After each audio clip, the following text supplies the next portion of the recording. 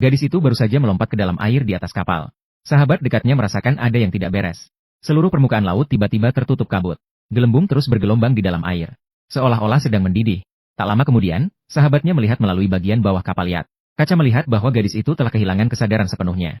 Sementara kondisi laut semakin memburuk. Kapten ingin segera meninggalkan tempat itu tapi dicegah oleh sahabatnya. Kaca bagian bawah kapal mulai retak karena tidak tahan suhu tinggi. Kemudian air laut panas membanjiri kabin kapal. Tak lama kemudian, kejadian ini masuk ke surat kabar lokal. Namun, Kepala Badan Survei Geologi ketika melihat ini, merasa ada yang aneh setelah membaca berita tersebut. Tetapi saat itu, ia tidak memikirkan hal itu. Sementara itu, Maria yang bekerja di kantor geologi menemukan adanya 2 alat pengukur yang dipasang di atas gunung berapi. Alat pengukur tiba-tiba kehilangan sinyal. Awalnya dia mengira ada masalah dengan peralatan. Maka Maria memanggil rekan kerjanya. Bersama-sama pergi ke gunung berapi untuk memeriksanya. Namun ketika mereka masuk ke gua tempat peralatan berada, barulah mereka menemukan bahwa bagian atas gua tahu-tahu terbelah membentuk celah besar. Setelah kembali ke kantor geologi, Maria segera melaporkan situasi ini kepada kepala departemen. Namun sang kepala departemen menganggap ini adalah fenomena alami pulau berapi. Namun Maria justru mengetahui dari rekan kerjanya bahwa pada tahun 1949 terjadi letusan gunung berapi di sini. Saat itu sebuah retakan panjang beberapa kilometer muncul di pulau. 20 tahun yang lalu, ilmuwan Inggris sudah menduga bahwa jika gunung berapi di sini meletus lagi, seluruh lereng gunung mungkin akan runtuh dan tenggelam ke dasar laut, memicu tsunami besar. Meskipun menyadari keparahan situasi, mereka juga menyadari bahwa masyarakat memiliki hak untuk mengetahui. Tetapi rekan kerja memberitahu Maria, beberapa tahun lalu ketika sebuah kejadian abnormal terjadi di gunung berapi, kepala juga memiliki pemikiran yang sama dengannya. Dia mengumumkan kepada masyarakat bahwa kemungkinan besar akan terjadi bencana tanah longsor. Ternyata tidak hanya tanah longsor yang terjadi, malah menyebabkan kepanikan massal, dan hampir membuat kepala kehilangan pekerjaannya. Jadi sejak saat itu kepala telah bertekad, dia tidak akan mengulangi kesalahan tanpa bukti yang jelas. Untuk bisa meyakinkan kepala, mereka kembali ke gunung berapi untuk survei. Mereka menemukan bahwa retakan itu sangat dalam, menembus seluruh gunung dan membentang beberapa kilometer. Kemudian Maria memasang alat pengukur di kedua ujung retakan itu. Mereka menemukan bahwa retakan itu terus melebar. Maka Maria segera menelepon kepala. Sementara pada saat yang sama petugas geologi juga menemukan adanya kejanggalan. Gas di dasar gunung berapi saat ini sedang naik dengan cepat dan ada risiko erupsi setiap saat. Ketika kepala dinas menerima telepon dari Maria, langsung memberitahu Maria tentang pesan ini. Mulai membuat Maria pusing karena gas beracun yang keluar. Kemudian ia tersandung dan jatuh pingsan. Retakan mulai melepaskan gas beracun keluar. Seluruh gunung berapi perlahan terbungkus kabut. Saat dalam kepanikan mereka turun gunung, Maria secara tak sengaja di pinggir jalan menemukan para wisatawan yang berkemah. Maka dia tidak peduli dengan rayuan teman kerjanya. Dia mendekati dan memperingatkan para wisatawan untuk segera meninggalkan tempat tersebut.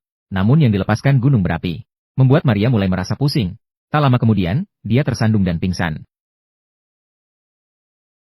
Untungnya kali ini gunung berapi tersebut hanya melepaskan gas beracun dari dasar, dan segera ditemukan oleh tim penyelamat. Maria juga dibawa ke rumah sakit. Ketika dia sadar, dia melihat kepala daerah yang berjaga di luar ruang perawatan. Meskipun retakan yang ditemukan Maria terus membesar tanpa henti, namun hanya dari situ sulit untuk memastikan apakah gunung berapi akan meletus sepenuhnya. Kepala daerah masih enggan memicu peringatan, karena ini melibatkan evakuasi dengan biaya miliaran, dana dan menimbulkan kepanikan pada jutaan orang. Jika situasi tidak terkendali, konsekuensinya akan sangat mengerikan. Mereka memerlukan lebih banyak bukti dan data. Dan ketika prediksi geologi lokal salah, masyarakat akan kehilangan kepercayaan pada mereka. Namun pada saat itu, Maria menceritakan kisahnya sendiri. Pada tahun 2004 di Samudra Hindia, gempa bumi menyebabkan tsunami besar. Maria yang hanya berusia 10 tahun sedang berlibur di Thailand dengan keluarganya. Karena tidak ada informasi peringatan apapun untuk melindungi dirinya dan adiknya. Orang tuanya semua tewas dalam bencana itu. Jika pemerintah mengeluarkan peringatan tsunami pada saat itu, mungkin keluarga sendiri bisa selamat. Maria memberitahu kepala kantor, harus mengumumkan berita ini agar masyarakat dapat memutuskan tindakan apa yang harus diambil. Akhirnya ia yakin dengan Maria. Kepala kantor membawa dia menemui wali kota. Namun wali kota berpikir mereka berlebihan. Kepala kantor sebelumnya pernah salah dalam memprediksi. Selain itu, kali ini mereka juga tidak dapat menjamin sepenuhnya gunung berapi pasti meletus dan menyebabkan tsunami. Namun berkat tekad kepala kantor dan Maria, wali kota setuju untuk bertemu dengan pihak terkait. Mereka mengadakan pertemuan untuk membahas masalah ini. Namun tak lama setelah Maria kembali ke lembaga geologi, tim pemantauan menemukan adanya gempa bumi kecil di bawah gunung berapi. Selain itu, pusat gempa juga semakin tinggi.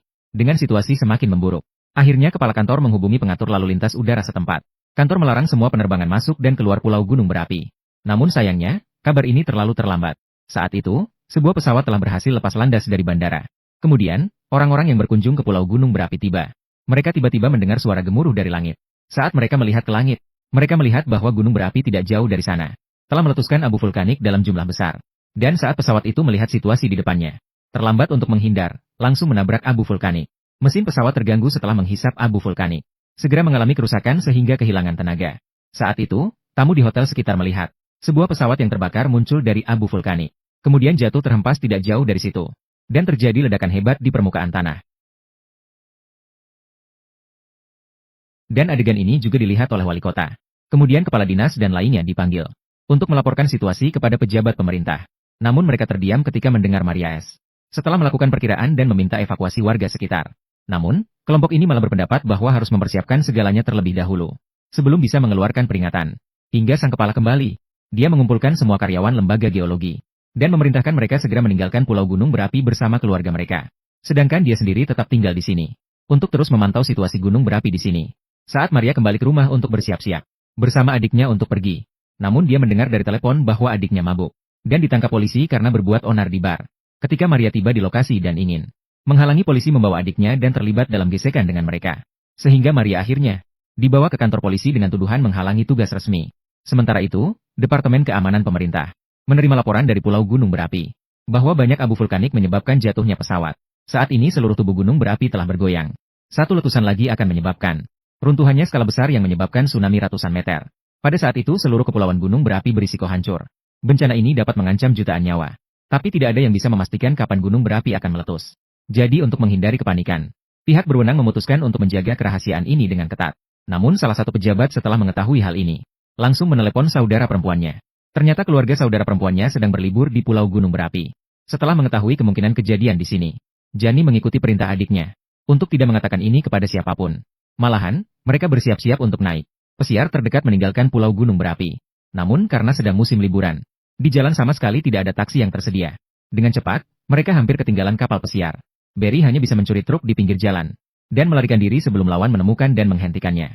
Namun demikian, ketika keluarga tersebut tiba di pelabuhan, pemilik truk juga sudah mengejarnya. Dalam keadaan darurat, Bart hanya bisa membiarkan keluarganya naik ke kapal pesiar terlebih dahulu. Sementara dia sendiri harus bertahan untuk menunda pemilik truk. Meskipun sudah mengeluarkan sejumlah besar uang. Kemudian lawan memutuskan untuk membiarkannya pergi. Namun saat dia berlari menuju pelabuhan dengan gila-gilaan, kapal pesiar telah berangkat sesuai jadwal. Telah berangkat dari Teluk pada waktu yang telah ditentukan. Dan pada saat itu juga, kondisi gunung berapi menjadi semakin tidak stabil. Menjadi lebih tidak stabil seiring dengan getaran yang semakin kuat. Kepala polisi menemukan melalui sistem pemantauan. Semua parameter telah melampaui ambang batas. Tetapi saat dia menghubungi pimpinan untuk mengirimkan perintah evakuasi, pihak lain malah mengatakan harus menunggu sampai benar-benar meledakan sebelum memastikan keselamatan sepenuhnya. Dalam keadaan darurat, sang kepala polisi tidak punya pilihan. Banyak yang memutuskan untuk menyalakan alarm dengan tegas. Namun, ketika penduduk pulau mendengar, setelah alarm berbunyi, sudah terlambat. Kapal-kapal di dermaga sama sekali tidak cukup untuk wisatawan dan penduduk pulau itu. Pada saat itu, semua orang mendengar suara gemuruh. Kemudian gunung berapi yang sunyi selama puluhan tahun meletus. Lava yang memancar mulai menyebar ke kota kecil di sekitarnya.